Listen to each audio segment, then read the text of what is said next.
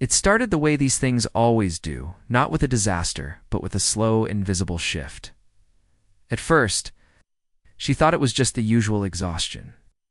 The kind that settles into your bones after years of working too hard, wanting too much, and pretending it's all fine. But this time, something felt different. The world hadn't changed, but her place in it had started to slip. Her name was Mira, 32, calculated, kind, a woman who always kept receipts in her wallet. In her mind, she knew where every dollar went. She believed in logic, in numbers, in building a future one well-planned step at a time. And yet, despite her carefully constructed life, there was a restlessness blooming in the quiet corners of her days. It would show up when she scrolled past perfect lives online, watching strangers sip lattes on balconies in cities she'd never seen. It whispered to her in checkout lines, nudging her toward just one more thing: a scented candle, a skincare serum promising change. Small purchases, harmless ones, until they weren't. The truth is, it didn't happen all at once. That's not how the unraveling works. It begins subtly, a tiny decision here, a minor indulgence there, until the line between comfort and craving blurs. One night, Mira stood in her apartment, surrounded by unopened packages she didn't remember ordering. It was quiet, the kind of quiet that makes your heartbeat feel too loud. She looked around and felt something crack inside. It wasn't about the money, not really. It was about control, about why someone so intelligent, so deliberate, could still feel powerless over her own choices. She didn't know it yet. But her story wasn't about spending. It was about being spent. She tried to shake it off the next morning, the heaviness from the night before. Mira brewed her coffee. Same blend, same ceramic mug with the chipped handle. The morning routine was a comfort, a structure she'd clung to ever since life stopped making sense in straight lines. But as the steam curled upward, she found herself avoiding the unopened boxes still sitting by the door. Each one whispered, "You needed me once? What changed?" She went to work, nodded through meetings, answered emails with her usual calm efficiency. On the outside, nothing had changed. But beneath her well-rehearsed poise, a thought kept returning. If I'm not in control, who is? That question sat with her like an unwanted guest, especially when she passed the ad. It flashed across her screen during a quick scroll. Soft lighting, calming colors, a woman who looked like a softer, better version of herself, holding a product she hadn't known she needed until right then. Mira, the ad seemed to whisper, "This is what peace looks like. You deserve it." She blinked, barely aware her thumb was already hovering over by now. And in that moment, it hit her. This wasn't a decision. It was a reflex. The marketing wasn't just selling a product. It was selling a promise, safety, belonging, escape, all perfectly packaged for a tired brain looking for relief. She didn't choose this ad. It chose her, curated by algorithms, shaped by clicks she forgot she made, by hesitations the system had memorized. Every time she stopped scrolling, every second she hovered, it learned her until it knew what she wanted before she did. That realization felt like standing on a trap door. And maybe for the first time, she didn't just feel manipulated. She felt studied, as if she weren't the shopper. She was the data. And in the quiet that followed, one terrifying truth rose to the surface. Maybe I'm not bad with money. Maybe I'm just outmatched. That night, Mira didn't scroll. Not because she didn't want to, but because she was afraid of what might scroll back. Instead, she sat on her couch with a notebook she hadn't opened in months. Its pages still smelled faintly of ambition. The kind she had when she first bought it, back when she thought tracking her goals would bring her closer to them. Back when she believed all it took to win at life was a budget, a plan, and a bit of discipline. She flipped through old entries, grocery lists, income targets, affirmations scrawled in hopeful ink. But the math never added up to the way she felt. There were no line items for shame, no formulas for regret. Her eyes drifted to a page dated almost a year ago. Money is a tool. I am not afraid of it. She stared at the words, stiff now, like a lie told too many times. Because she was afraid, not of being broke, but of being exposed. Mira had always seen herself as the responsible one, the one who said no when others splurged, the one who saved receipts, compared plans, remembered due dates. She wore that identity like armor. The armor was cracked, and through it, something more fragile had begun to surface. The part of her that didn't buy things for utility. She bought them for relief. Relief from the pressure to seem okay. Relief from feeling invisible. Relief from a life that felt increasingly transactional, where effort never quite translated into enough. She thought about the purchase she didn't make earlier. The one the ad tried to lure her into. It was just a skincare kit. Just a promise.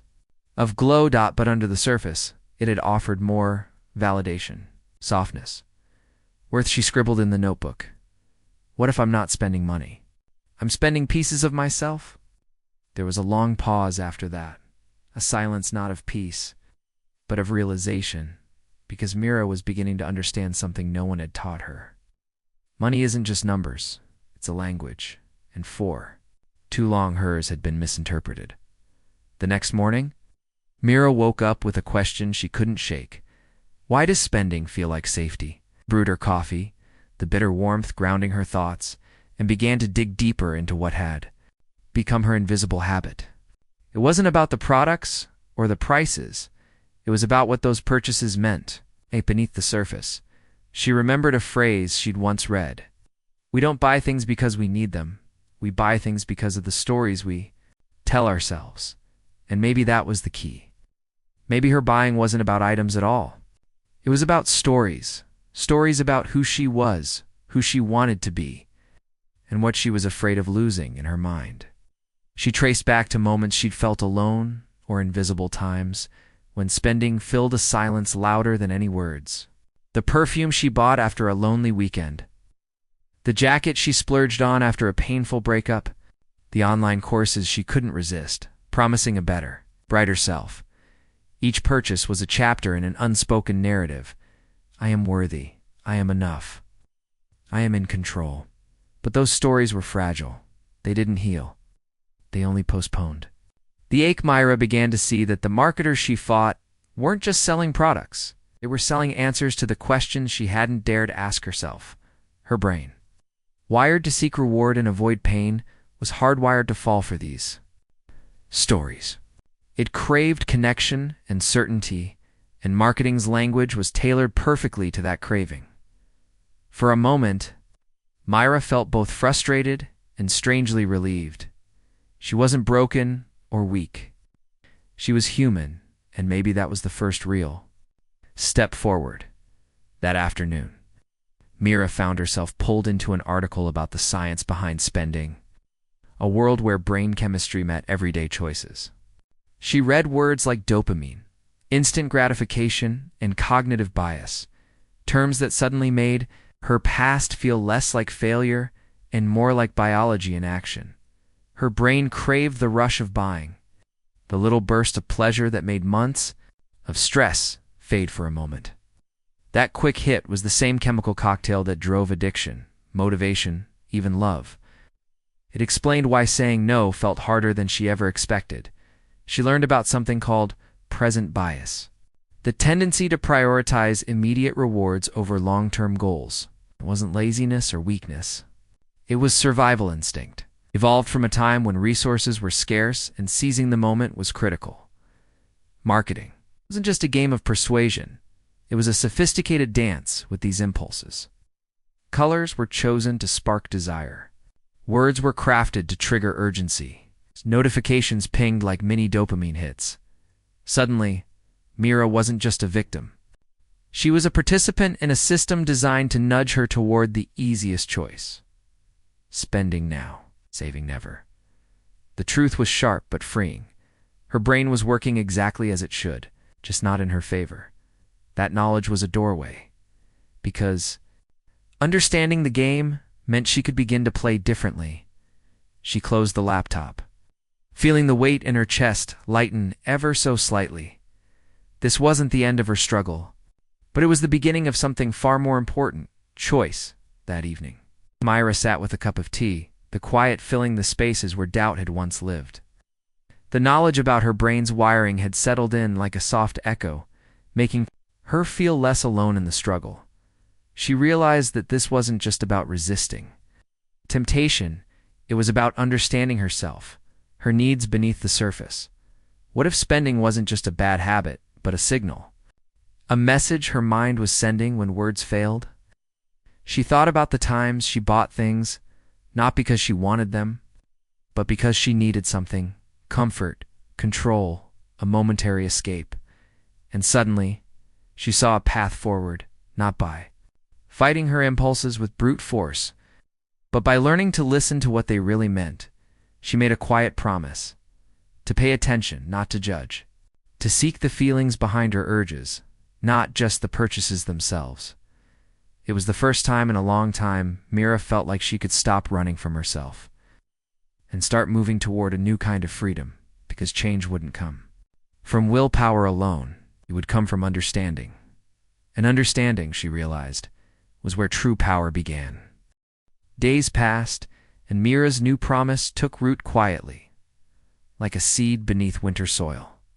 She began noticing the small moments, the quick decisions, the flickers of desire with a curiosity that surprised her. One afternoon, she caught herself reaching for her phone, fingers trembling just a little, poised to scroll through an endless carousel of ads and must-have products.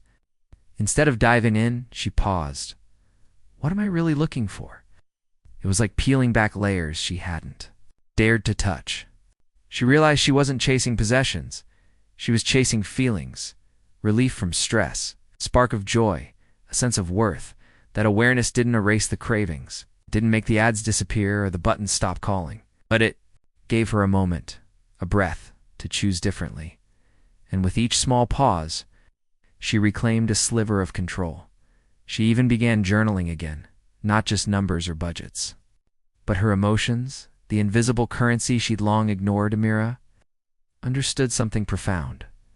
Changing money habits wasn't about perfect discipline. It was about kindness. Kindness toward herself, toward her flaws, and toward the messy, beautiful process of growth.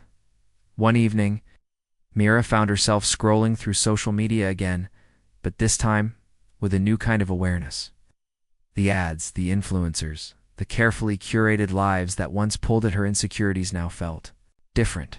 She saw the patterns clearly for the first time: the perfect photos, the urgent calls to action, the limited time-only offers, all designed to tap into her fears and desires, to make her feel like she needed what she was shown.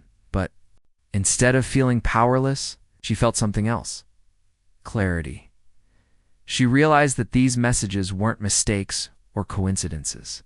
They were the product of countless hours of research, crafted by experts who understood the vulnerabilities of the human mind better than most of us understand ourselves. Myra thought about how algorithms tracked every click, every pause, every lingering glance, feeding her a custom-made world that nudged her toward spending. It was as if she'd been living inside a maze built just for her, one with exits that looked like entrances, and signs that promised safety but led nowhere. But now, armed with this knowledge, Mira started to see the map. She began to recognize the triggers before they could take hold: the buy now buttons, the glowing notifications, the whispers of scarcity and urgency. Her defenses weren't perfect, but they were growing. And with every small victory, the maze started to feel less like a trap and more like a challenge she could meet. Myra's journey wasn't about overnight transformation. It was about small awakenings, moments. When she caught herself before the impulse took hold, she started setting gentle boundaries, turning off notifications, unsubscribing from tempting emails, and creating little pockets of space where her mind could breathe without constant bombardment. At first, it felt strange, almost like breaking a habit she didn't fully understand she had. But with each conscious choice, a new pattern began to emerge. She began to realize that the power marketers wielded wasn't magic. It was the science of her own mind.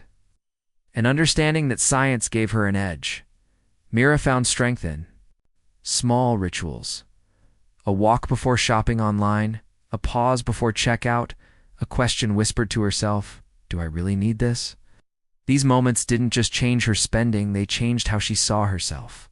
No longer a passive target of outside forces, she was becoming an active participant in her own story. She wasn't perfect. She still stumbled. But she was learning to be patient with herself, with the process, and with the quiet rewiring happening beneath the surface, in that patience. She discovered something vital. Freedom isn't about having endless willpower. It's about building understanding of the mind, the market, and most importantly of herself. The day Mira finally closed her laptop without buying anything felt less like victory and more like a quiet revolution. She wasn't suddenly perfect, or free from desire, but she was free from the illusion that spending would fix what was broken inside. She understood now that the story marketers sold her. The promise of happiness wrapped in products was just a chapter, not the whole book. And the real story?